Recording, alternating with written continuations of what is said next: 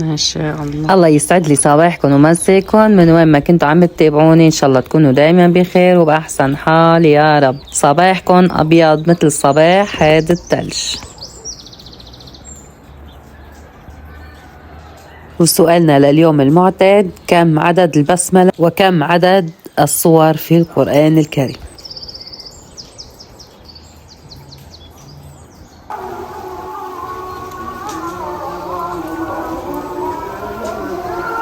أجواء رمضانية شتوية وجمعة كمان، كلهم مجتمعين فرد مات.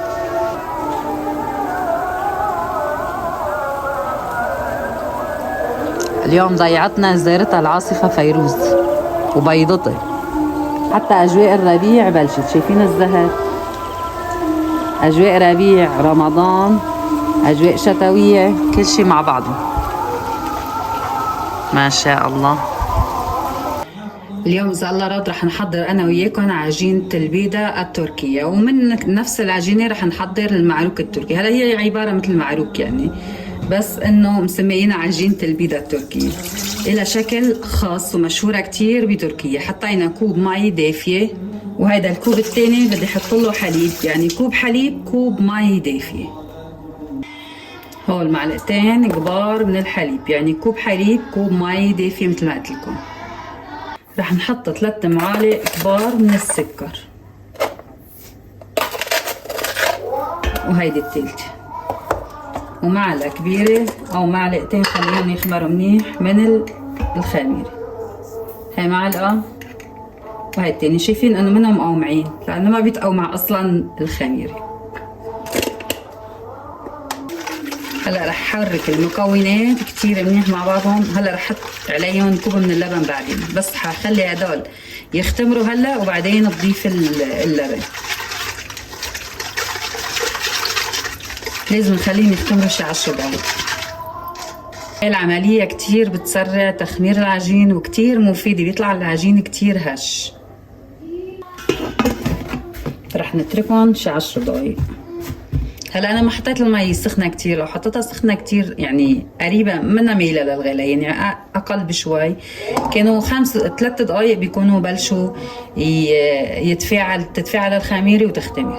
بما ان المي فتره رح اتركهم وقت اطول بشوي.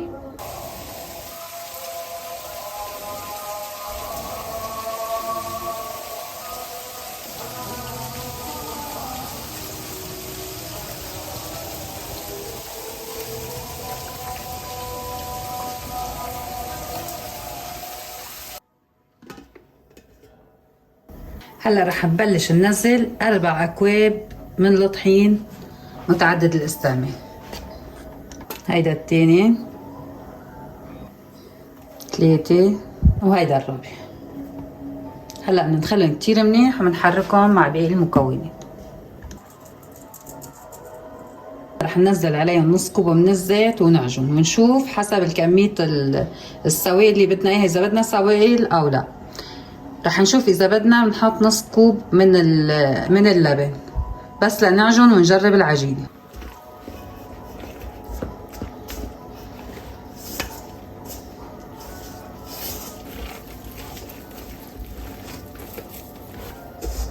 شوف العجينة كيف بلشت تلم معي على الاخر.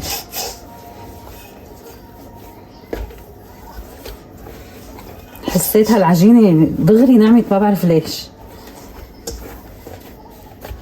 في ناس بتحط لها بيضة او بياض البيض، فيكم تحطوا بياض البيض وتخلوا الصفار تدهنوا فيه العجينة، بس نشكلها ونخلصها بدنا ندخلها على الفرن. شايفين المقادير طلعت تمام، ليكوا العجينة كيف متماسكة، يعني لنا كتير رخوة ولنا شدة، تمام التمام، يعني ولا انجح من هيك وصفة عجين. تبعوا المقادير وبتنجح معكم الوصفة ان شاء الله 100%. شغل بالعجين والله كتير هين. هي اول مرة بحس عجينة كتير سهلة، يمكن لانه إلي حسيتها دغري نعمت ودغري صارت ما احلاها. يعني المقادير مزبوطة، برجع بقلكم 100%.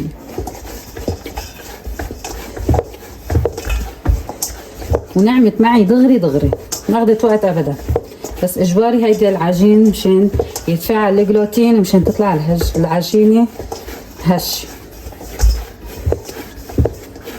خبرونا بالتعليقات شو عشاكم لليوم. اكسب اجر انا وانتو. خلونا نقول سبحان الله بحمده، سبحان الله العظيم، اللهم صل وسلم وبارك على سيدنا محمد. الباقيات الصالحات. انا شكلتهم دغري ورح اغطيهم وخليهم يختمروا. يعني هاي الطريقة اللي أنا عملتها هلا منا ضروري تتركوا العجينة لبعدين وبعدين بتشكلوها، بس أنا هلا قسمتهم دغري وحطيتهم ليختمروا.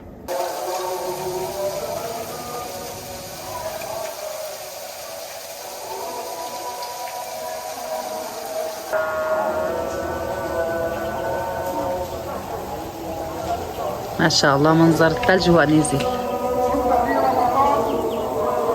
ضمن حدود الله في مقومات الصلاة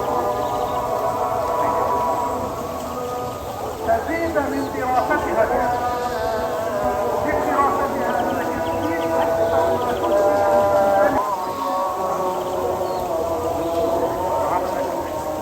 بسم الله الرحمن الرحيم. يعني أنا عملتهم على الفاضي.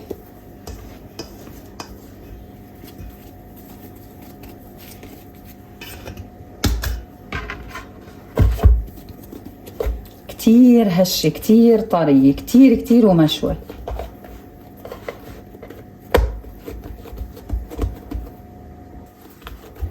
ما بدنا نرقها كتير، بدنا نمدها هيك مد. فيكن تعملوها بشكل دائري وبشكل مستطيل، الشكل اللي انتو بدكن اياه تعملوه. ما شاء الله. شايفين؟ ولا نتفة عجين بدنا طحين ابدا، ما بدها شيء ابدا. يعني عجينة كتير ناجح. انجح من هيك وصفة عجين ما بقى لي. حجيب الشوبك الصغير ورقاه شوي وناجحة عن جد، ناعمة وطرية بشكل.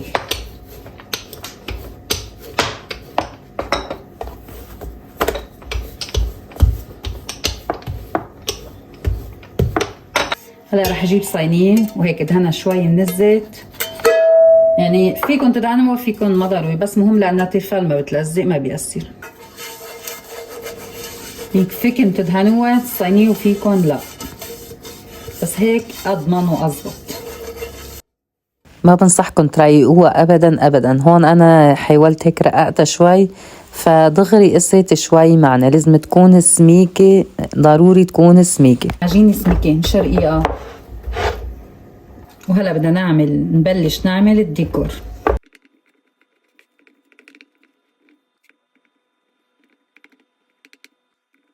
هيدا الشكل المتعارف عليه عجينة البيضة التركية. وهلا بعد ما شكلناها رح نخليها تختمر. فيكن تعملوا هاي الحياز هيك ميلة بيطلعوا مثل قطعة البقلاوة، وفيكن تعملوها بهيدا الشكل. شايفين هيدا الشكل اللي انا بدي اياه. رح اتركها اهم شي تختمر. وهلا رح نشكل كمان العجينة التانية. الميل الناشف تحطوه من تحت مشان ما تلزق معكم زيادة، بس تقلبوا الميل الطري لفوق. يعني اللي بيكون هيك بالجوط بدنا نقلبه هيك على الصين، على دفة الرق. نحن وعم نرق شوي صغيرة بس ياخد هوا بينشف، ما بتعود تلزق ابدا. برجع بعيد وبكرر، ما ترقوها مثل ما انا رقيتها بالشوبك هالسماكة ابدا. ما بنصحكم هيك تعملوها. انا رققتها شوي فطلعت شوي قاسية. كمان بندهنها بالزيت. هلا هيدي ازاز اجباري دهنان بالزيت لانه بتلزق، ما أنا مثل التيفال غير. هي كيف بيعملوا للسمونة؟ مثل ما أنا عم بعملها، طلعت كبيرة شوي. هلا بقص منها شوي من العجينة من هون وبنشكلها.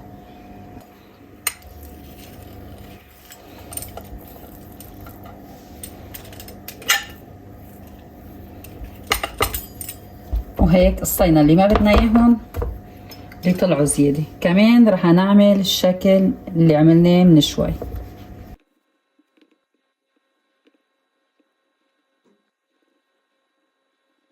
وهيدا الشكل اللي حصلنا عليه.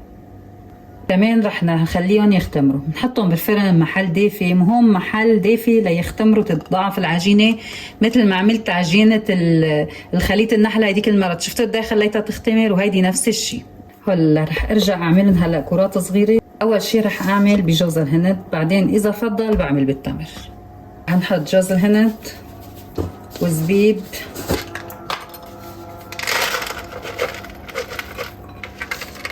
وهلا رح انزل عليهم مربى المشمش.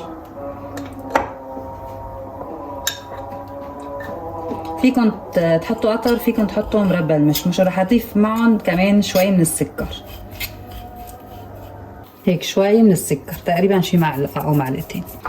وهلا رح نبلش نرقهم بهيدا الشكل. بس ترتيح العجينه بصير كتير سهله لاني ما قلي شي مكورتهم، شايفين شوي شاده العجينه. هيدا الشكل بدي اياه.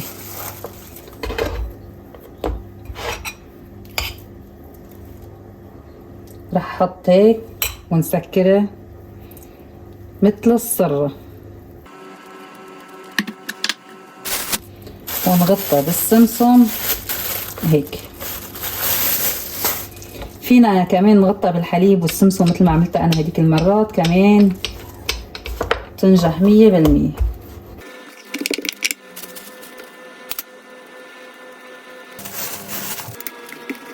شايفين ما شاء الله غير شكل. انا عجينتي صغيره، انتوا فيكم تكبروها اكثر من هيك، بس انا كتير عجينتي صغيره. شايفين القراص قد ايه؟ يعني ما بدي رقاقه اكثر من هيك. طبعا العجينه اللي نحن بنشوفها بنشتريها بتكون هالقد، اكيد بيكون اكبر من هيدي. طلعوا كيف حطيتهم، شايفين؟ هيدي العجينه كبيره شوي. بتصدقوا انه اسهل عجينه، اسهل مره بشتغل بعجين بهيدا الشكل، كتير سهله. هيدي رح اعملها كبير. هلا بدي يطلع معنا بالصينيه شكل حلو. هلا بتشوفوا كيف بده يطلع، عشان تاخد السمسم كله من تحت.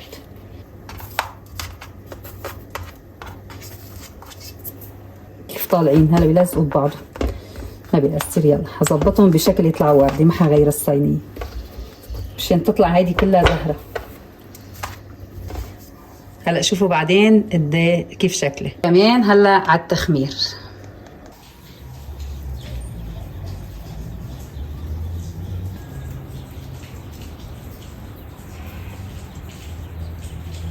عالسكت، تلج اليوم عالسكت، لا رعد ولا برق ولا من يحزنوا.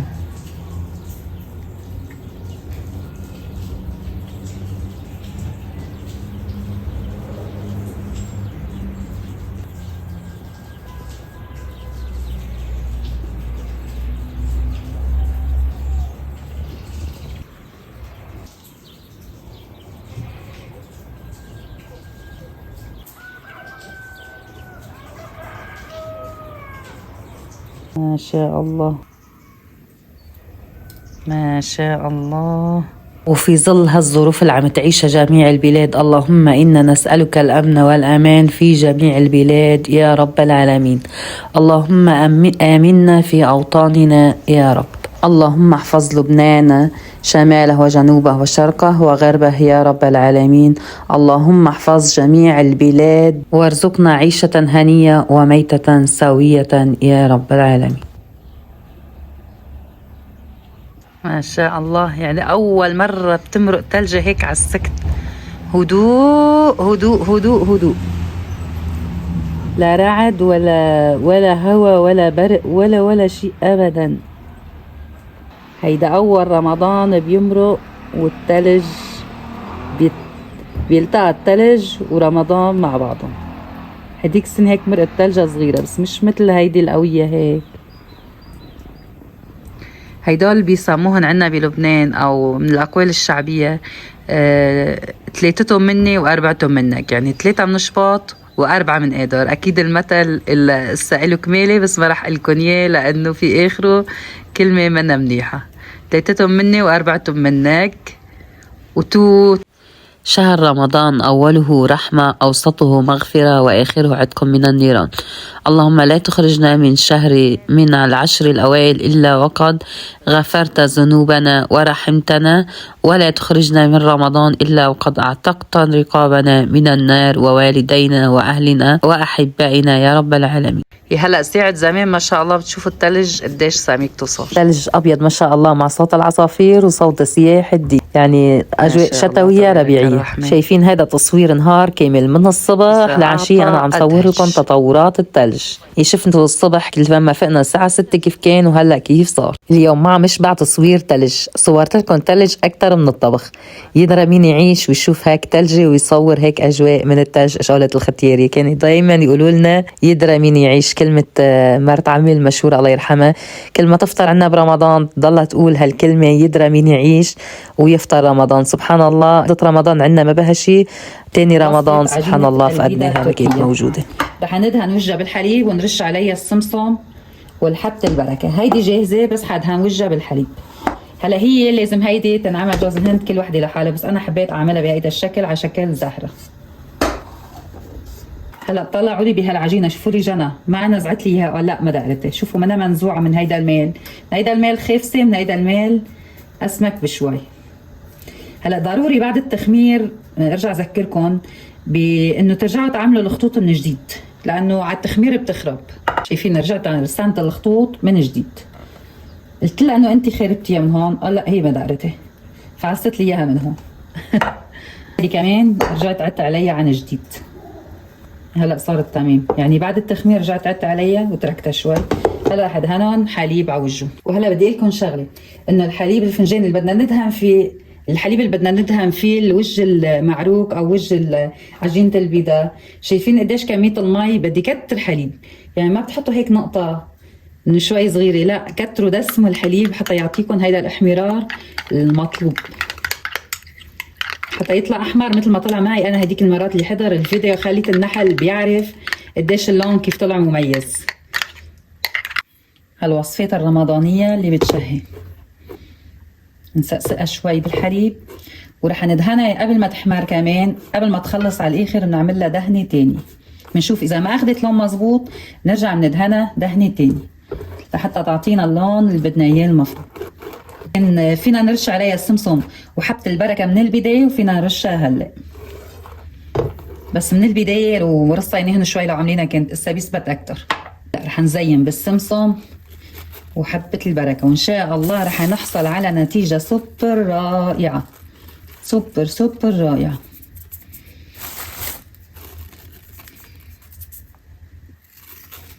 يا سلام، ما رح كتر كتير هيك بزيادة هالقد. رح شيلها ونجهز الصينية التانية. ندهن الصينية حليب. أنا بحب المحشية أكتر، مشان هيك ما عملتهم كلهم سمون فاضي أو عجينة البيضة. هاي أشهر عجينة تركية معروفة بتركيا، يعني أكترية الأتراك ما بيتروقوا أو ما بيتسحروا إلا من هيدي العجينة، من هيدي الوصفة.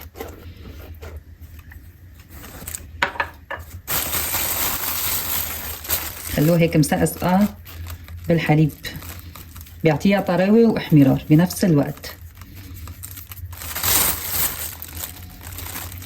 يا سلام يا سلام على الدلال، يا سلام يا سلام، سلم يا سلام. وهيدا حبة البركة، هيك شي بسيط، الله لا يسود لنا ايام. تمام التمام. الآن إلى الفرن.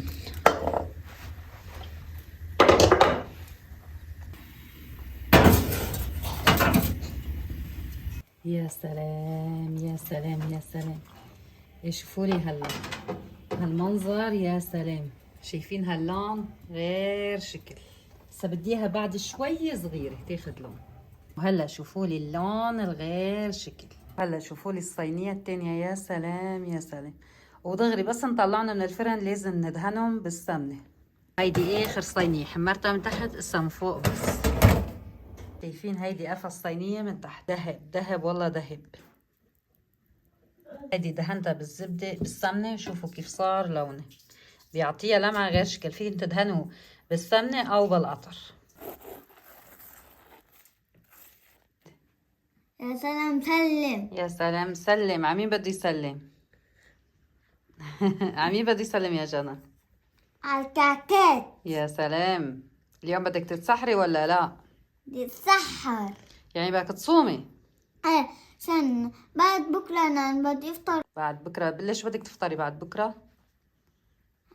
بكرة اليوم بدي يصوم، لأنه بعد بكرة سنة أروح المدرسة. ما حصوم، حأفطر. حتفطري؟ أم. اليوم صامت وقبل المغرب بربع ساعة فطرت، أكلت حبة بونبونة معد فيها وهي ماتت من الجوع. هلا هيدي العجينة أو الفطيرة لازم نغطيها ببشكير أو حي الله شي مشان ترجع تطرى من جديد. أول ما بنطلعها من الفرن بتحسوها هيك شوي شادة، بس مع الوقت ترجع بتطرى. طلع أوه على الوقت، يعني على الوقت منيح اللي انتبهنا. دي الصينية التالتة. يا سلام، انتوا شوفوا لي المنظر، بس شوفوا لي هالاحمرار وهالشكل اللي بياخد العقل. مثل ما قلت لكم هي منا هيك، بس انا عملتها بهذا الشكل مشان تطلع وردة. يا سلام. عن الكعكات عم نحكي عن حالهم. الكعكات عم يحكوا عن حالهم. هيدي دهنة السمنة ضرورية. شيلي هيدي، ما بدنا هالقد.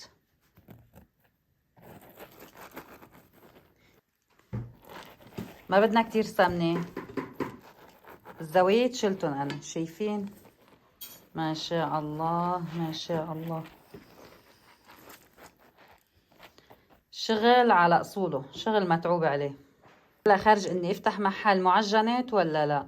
شجعوني يا جماعة، شجعوني. بدي تعليقات كتير، بدي لايكات كتير، شجعوني.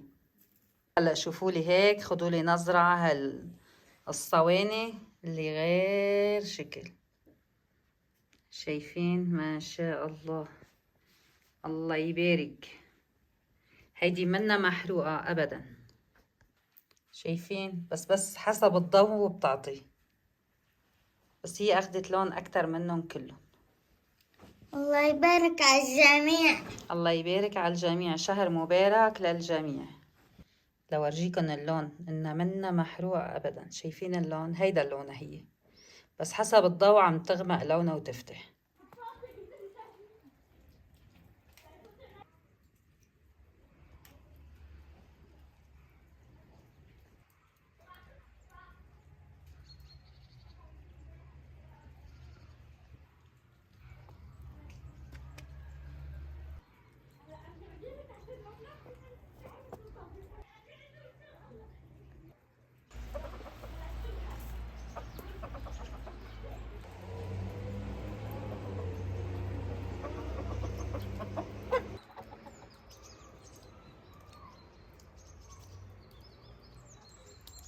وأكيد عشانا لليوم أبيض مثل بياض هالثلج. الله يجعل أيامنا وأيامكم كلها بيضة يا رب. باشا وعساكرو وكبة مقلية جنبهم، من أطيب الأكلات. هلا هي طبخة شوي ملبكة، فيها صعوبة أكيد، وكمان فيها صعوبة خصوصا بالتصوير، فأنا ما صورت لكم كتير. تركت المناظر الطبيعية، يعني اخذ أكبر مساحة من الفيديو مشان تستمتعوا وتنبسطوا بهالفيديو الرائع.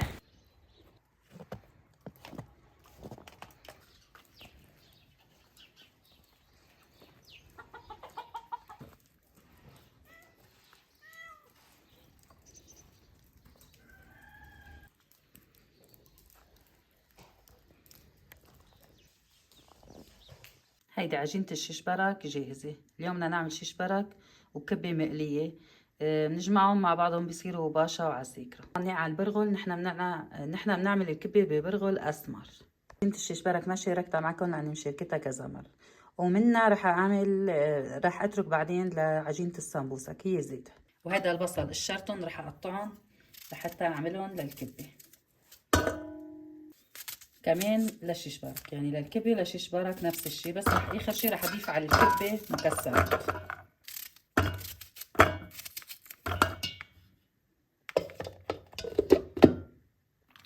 هيدا اللي بقلب المقلاية من البصل.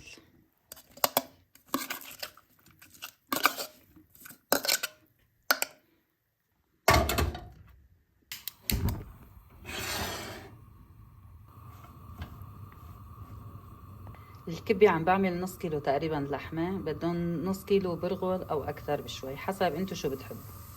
ياوات هو لكل كيلو برغل بنحط كيلو لحمة، وفي ناس بتزود وفي ناس بتكتفي بهيدي الكمية.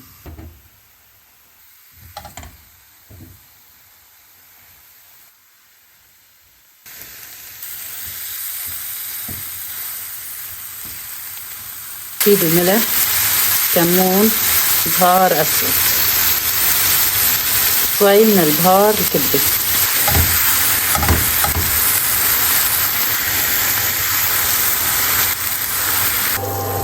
رح حيد هذا على جنب مشان الشيش برك، ورح افضي المكسرات هون.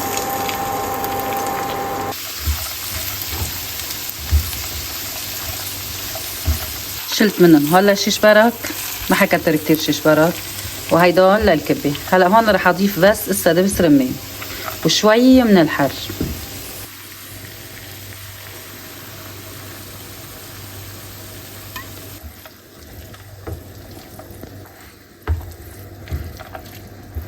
شفتوا هيك خلصنا التبلتين مع بعضهم، ما حكتر شوي بزيادة هالقد لأنه هو حر. هذه تبلة الكبة صارت جاهزة والشيش برك صارت جاهزة. هلا رح نروح على عجينة الشيش برك، عجينة الكبة. رح ندعك البرغل كتير منيح ونبلش الشغل. أكيد اللحمة اللي بنستعملها لحشوة لازم تكون مدهنة. بسم الله الرحمن الرحيم، وعلى بركة الله نبدأ. بس يتش البرغل كتير منيح، ما بده مكانه على الايد دغري بينفري بيلج.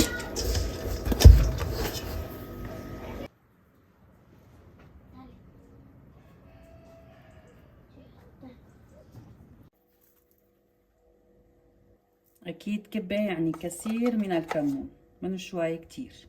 هيدا بهار الكبة مشكل من كل الاشكال. هيدا نعناع يابس وهيدا حبق يابس.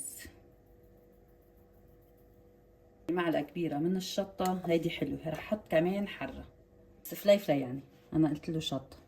هيدا الحر. هلا البصل انا طحنته مع البرغل دغري وحطيته.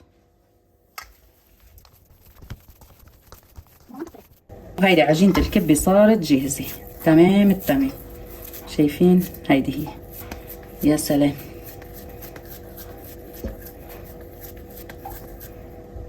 نسمكها ومنرققها قد ما بدنا. اكيد اسا بدها رق، بس عم ورجيكم كيف. شفتوا كيف طلعت رقيقة ولا اجمل من هيك. شيش برك اليوم ما رح نعملهم على القالب، رح نعملهم بطريقة جديدة. اللي ما عنده قالب فيه يستخدم هيدي الطريقة. بنرقهم وبنقطعهم مربعات وبعدين بنحشيهم.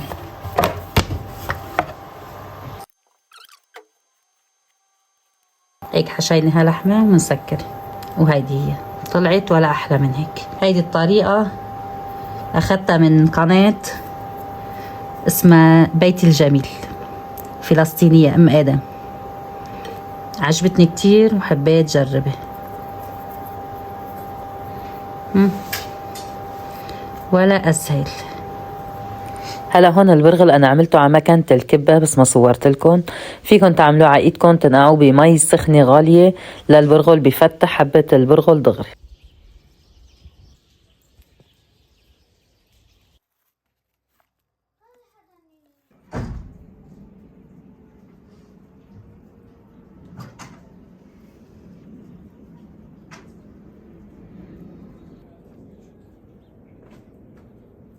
فهيك عاصفة وهيك ثلج، ما بيلبق له غير الشيش برك والكبة اللبنية أو كبة تقرص. فهيك مجرد أنا ما شفت الطقس تلج وبرد قلنا رح نعمل الشيش برك. رجعت قررت إنه حأعمل باشا وعساكره وكبة مقلية جنبهم. فما صورت لكم كتير تفاصيل لأني شوي كنت مأخرة، يعني بلشت بالأكل على الساعة 3 وما عاد لحق، فصورت لكم مقتطفات وتركت الفيديوهات الأكثر مشاهدة هن لفيديوهات الثلج.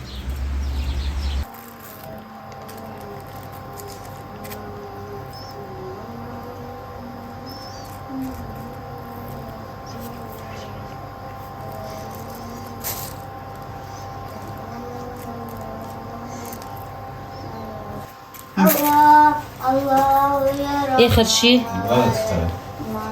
بعد ما بتعملوها وبتطبقوها اخر شي بنعملها هيك مشان تلحم منيح على بعضها بالمي او بايدكم باي شي هيك. هاي هي قرص الكبيبات ولا اسهل من هيك. طلعوا كيف.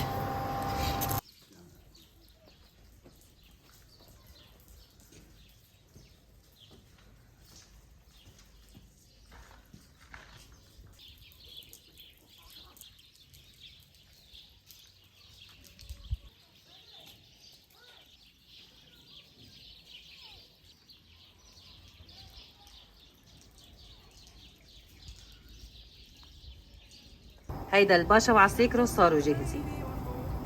لأول صحن كبار صار جاهز كمان.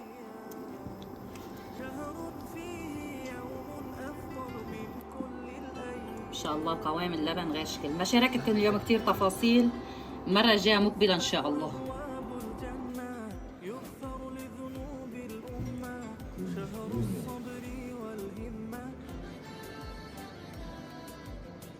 هيدي سفرتنا لليوم، صيام مقبول وافطار شهي.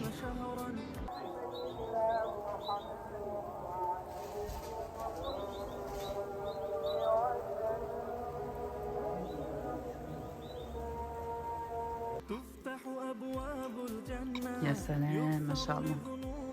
شايفين هالكبة رقيقة ومحشية تمام. يا جماعة ما في أحسن من القالب، أحسن شي المنقذ. إن شاء الله قوام اللبن بشهي. باشا وعساكره بيعملوا ريحته الاثنين سوا.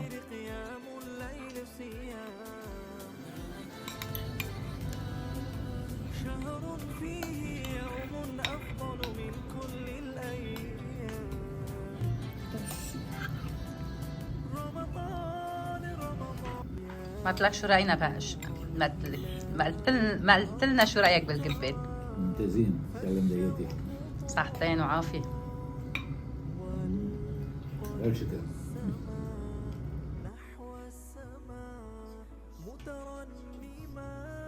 صورت لكم تصويره سريعه، المره الجايه ان شاء الله بشارككم تفاصيل اكثر. بس اكيد كل العالم يعني بتعرف تعمل هيك شيء. كنت انا كثير مستعجله فمشان هيك يعني صورت لكم لقطات.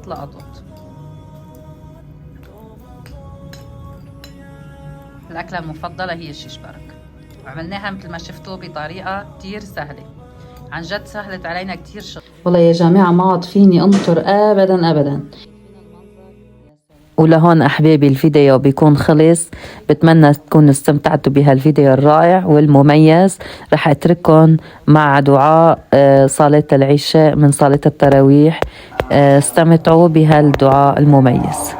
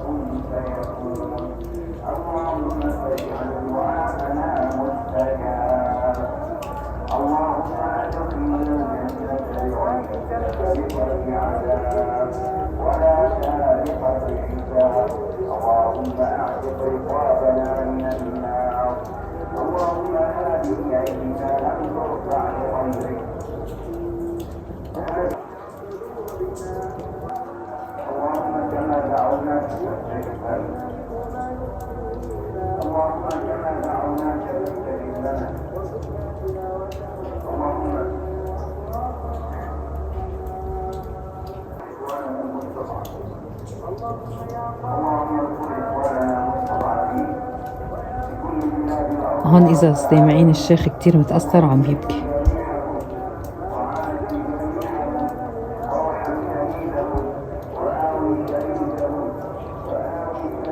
الشيخ عم يبكي على المنبر.